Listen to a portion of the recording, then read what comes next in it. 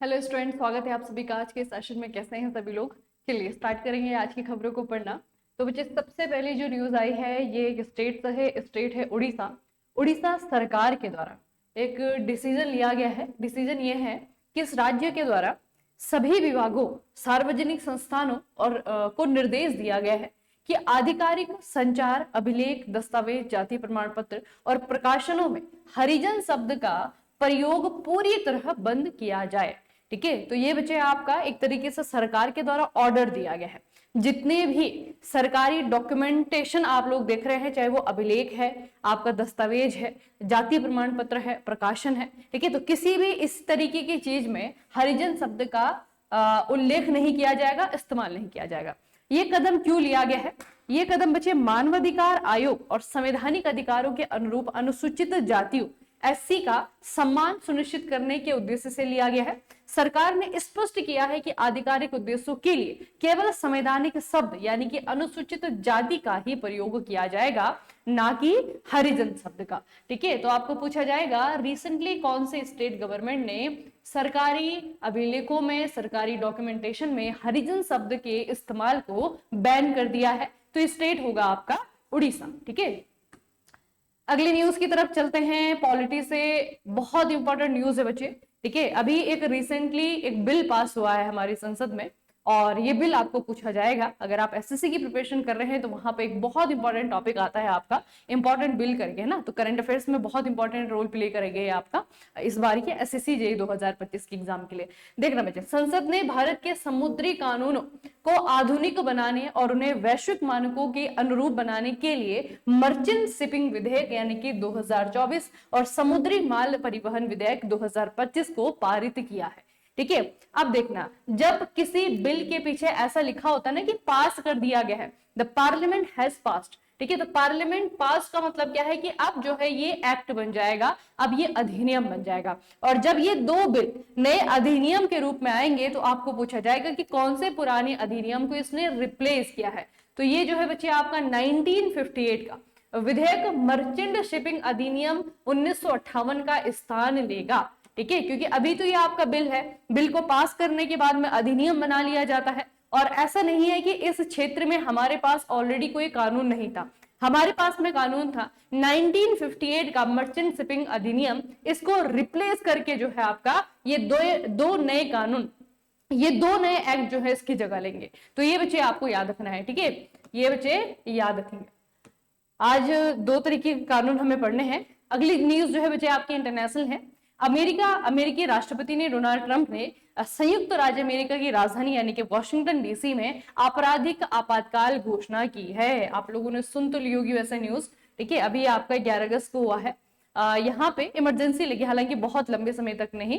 तो यहाँ पे बच्चे आपराधिक इमरजेंसी लगाई गई। अब आपराधिक इमरजेंसी में क्या है कि यहाँ पे वॉशिंगटन डीसी की जो पुलिस है, जैसे मतलब ये सोच ली जैसे कि इंडिया है, इंडिया की जो स्टेट गवर्नमेंट है, आपको पता है कि स्टेट गवर्नमेंट की अपनी पुलिस होती है। तो वहां से स्टेट की किसी स्टेट की पुलिस को हटा करके वहां पे एनएसजी को डिप्लॉय कर देना या फिर यहाँ पे इंडियन आर्मी को डिप्लॉय कर देना, बेसिकली वही जो है यहाँ पे किया गया है। ठीक है, तो वॉशिंगटन डीसी के पुलिस विभाग का नियंत्रण ले लिया गया और नेशनल गार्ड सैनिकों को तैनात कर दिया गया। ठीक है, तो वॉशिंगटन डीसी में आपको यह भी पूछा जा सकता है कि कहाँ पे जो है अमेरिका ने कहाँ पे आपराधिक आपातकाल लगाया है। तो वॉशिंगटन डीसी में आपराधिक आपातकाल की घोषणा की गई थी, किसके द्वारा? अमेरिका के राष्ट्रपति यानी कि डोनाल्ड ट्रंप के द्वारा।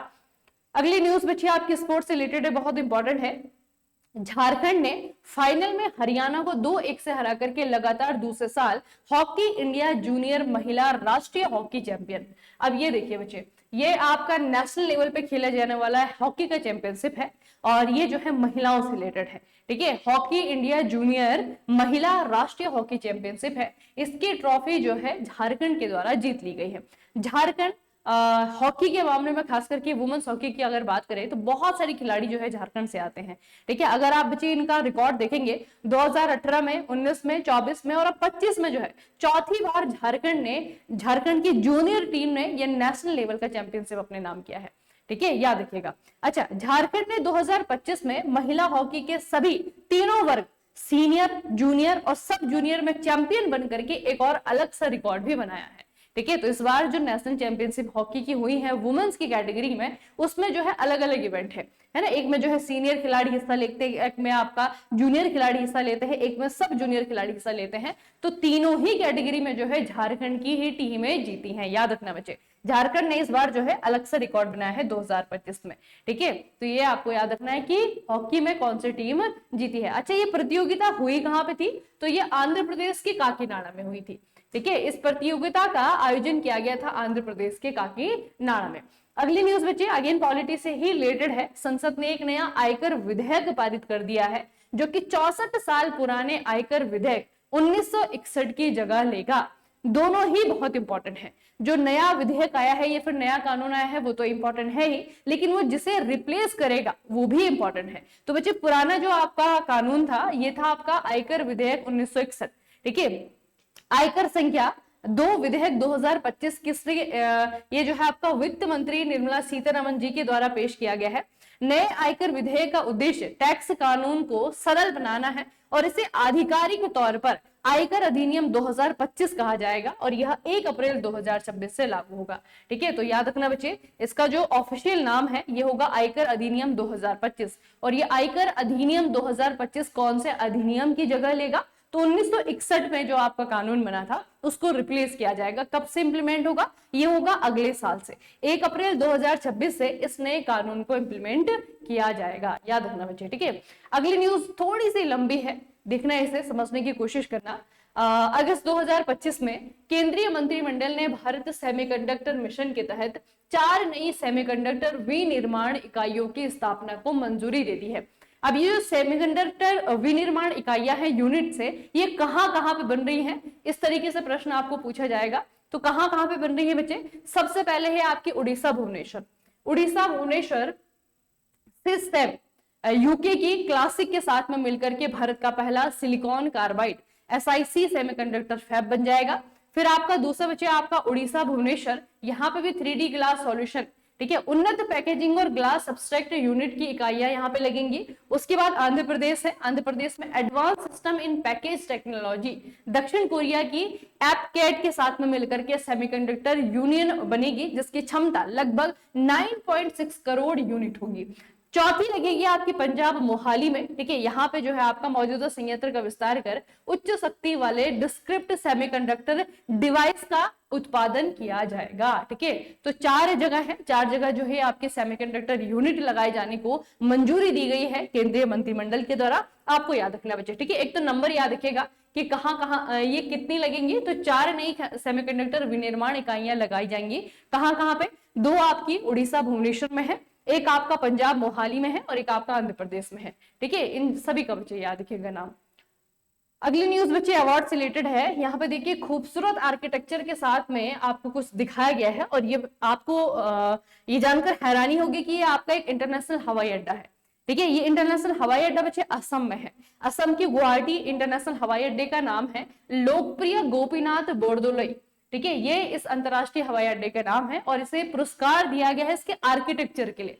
देखना बच्चे, इसे अभी जो है इसका रिसेंट जो टर्मिनल बना है, इसने परिवहन श्रेणी में प्रतिष्ठित अंतरराष्ट्रीय वास्तुकला पुरस्कार 2025 जीता है, ठीक है। तो इसके आर्किटेक्चर के लिए इसने ये पुरस्कार जीता है। हालांकि पुरस्कार से रिलेटेड क्वेश्चन तो नहीं बनेगा, लेकिन हाँ इतना जरूर पूछा जा सकता है कि लोकप्रिय गोपीनाथ बोरदोलई अंतरराष्ट्रीय हवाई अड्डा कहाँ पे है? तो ये आपके बच्चे असम के गुवाहाटी में है, ठीक है, असम के गुवाहाटी में है। अगली न्यूज अमेरिका से रिलेटेड है। अमेरिका ने बलूचिस्तान लिबरेशन आर्मी BLA और उसके सहयोगी संगठन मजीद ब्रिगेड को एक विदेशी आतंकवादी संगठन घोषित किया है। अमेरिका के काम देखिए, आपको पता है बच्चे बलूचिस्तान जो है पाकिस्तान का जो पश्चिम वाला हिस्सा है ना, वो बलूचिस्तान प्रांत है और इसे जो है बलूचिस्तान की जो ये लिबरेशन आर्मी है इनके द्वारा बलूचिस्तान को एक स्वतंत्र राष्ट्र भी घोषित कर दिया गया था, है ना। इन्होंने मतलब कहा है कि हम पाकिस्तान को नहीं मानते अपना देश, हम जो है अलग सेपरेट नेशन है, ठीक है। तो बलूचिस्तान लिबरेशन आर्मी BLA और उसके एक सहयोगी संगठन मजीद ब्रिगेड, इन दोनों को जो है आतंकवादी संगठन घोषित कर दिया है अमेरिका ने। और ये इस समय पे हुआ है जबकि पाकिस्तान के सेना प्रमुख जनरल असीम मुनीर अमेरिका के दौरे पर थे, ठीक है। तो ऐसे बच्चे पॉलिटिक्स काम करता है, ठीक है, पॉलिटिक्स ऐसे काम करता है। पाकिस्तान के असीम मुनीर अमेरिका गए और एक तरीके से जो है उनके कहने पे ही कहा जा सकता है कि अमेरिका ने क्या किया, मजीद ब्रिगेड को और बलूचिस्तान लिबरेशन आर्मी को आतंकवादी संगठन घोषित कर दिया। ठीक है, जिनके अपने आतंकवादी संगठन है उनकी घोषणा पे तो ये कुछ नहीं कहते हैं ना, लेकिन जो उनके मन मुताबिक काम नहीं कर रहा है वो आतंकवादी संगठन है। चलिए अगला आपका स्पोर्ट्स न्यूज है नम्रता बत्रा। नम्रता बत्रा बच्चे, इनका नाम याद रखना क्योंकि इन्होंने चीन के चेगुन में आयोजित 2025 के विश्व खेलों में वुशु महिला 52 केजी सांडा स्पर्धा में रजत पदक जीता है। अच्छा, अगर रजत पदक जीता है तो बच्चे इन्होंने एक काम और किया है कि वुशु में विश्व खेलों में पदक जीतने वाली वह पहली भारतीय महिला बनी है। भले ही इन्होंने सिल्वर मेडल जीता है, लेकिन ये जो वर्ल्ड कप है वुशु का, इसमें पहली बार किसी इंडियन के द्वारा यहाँ पे मेडल जीता गया है। ठीक है, तो नाम याद रखना बच्चे, नम्रता बत्रा नाम है। क्या खेलती हैं, वुशु खेलते हैं। वुशु जो है ना बच्चे, ये एक तरीके का आपका मार्शल आर्ट है। ठीक है, और ये चाइना में ज्यादा लोकप्रिय है, वहां पे इसे वू कहा जाता है, हम तो वुशु कहते हैं, वहां पे जब से प्रोनाउंस किया जाता है तो वू कहा जाता है। ठीक है, ये बेसिकली आपका चाइनीज मार्शल आर्ट है। ठीक है, तो ये जो खिलाड़ी है इनका नाम याद रखना, नम्रता बत्रा नाम है इनका। इन्होंने यहाँ पे जो है आपका रजत पदक जीता है। एक और चीज यहाँ से नाम याद रखना, जैसे बच्चे जब हम क्रिकेट देखते हैं तो क्रिकेट में अलग अलग इवेंट होते हैं, आपका T20 होता है, ODI होता है, टेस्ट क्रिकेट होता है, अलग अलग फॉर्मेट होते हैं। उसी तरीके से जो है सांडा, यहाँ पे सांडा लिखा हुआ है ना, तो ये जो है आपका एक इवेंट है, किस चीज का, वुशु का। ठीक है, वुशु के अंदर ही जो है आपके 2 इवेंट होते हैं, उनमें से एक जो है आपका सांडा है।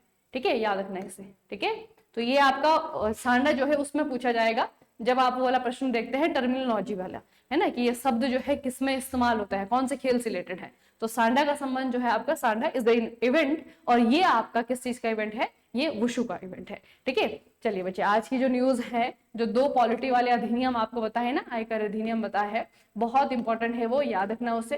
ठीक है, झारखंड की टीम ने इस बार कमाल कर दिया है, झारखंड की महिला हॉकी की टीम ने, है ना, तीनों जगह, जूनियर में, आपका सब जूनियर में और आपका सीनियर में, तीनों इवेंट जो है झारखंड की टीम ने जीता है। तो याद रखेंगे इसे। वैसे आज तो ऐसी कोई न्यूज नहीं है जो थोड़ी सी कम इंपॉर्टेंट हो, सारी की सारी न्यूज ही बहुत इंपॉर्टेंट है, तो याद रखना। ठीक है, सबसे पहले जो आपने पढ़ी न्यूज, उड़ीसा की सरकार ने कहा कि हरिजन शब्द का इस्तेमाल कहीं पर भी गवर्नमेंट डॉक्यूमेंट में नहीं होना चाहिए, इसे बैन किया जाएगा। और ऑफिशियली आपको पता है कि जो हरिजन कैटेगरी है या फिर जो आपकी ये वंचित कैटेगरी है, इनको हम लोग अगर बाकी उसमें देखेंगे, मतलब जो ऑफिशियल नाम है, संवैधानिक शब्द है, वो है अनुसूचित जाति, है ना, तो अनुसूचित जाति कहेंगे, हरिजन का प्रयोग नहीं किया जाएगा। ठीक है, ऐसा उड़ीसा सरकार ने एक तरीके से ऑर्डर दिया है। ठीक है, चलिए फिर आज के सेशन को हम यहीं पे फिनिश करेंगे, मिलते हैं कल के सेशन में। तब तक के लिए पढ़ते रहिए, अपना खूब सारा ख्याल रखिएगा। आप सभी को बहुत बहुत धन्यवाद।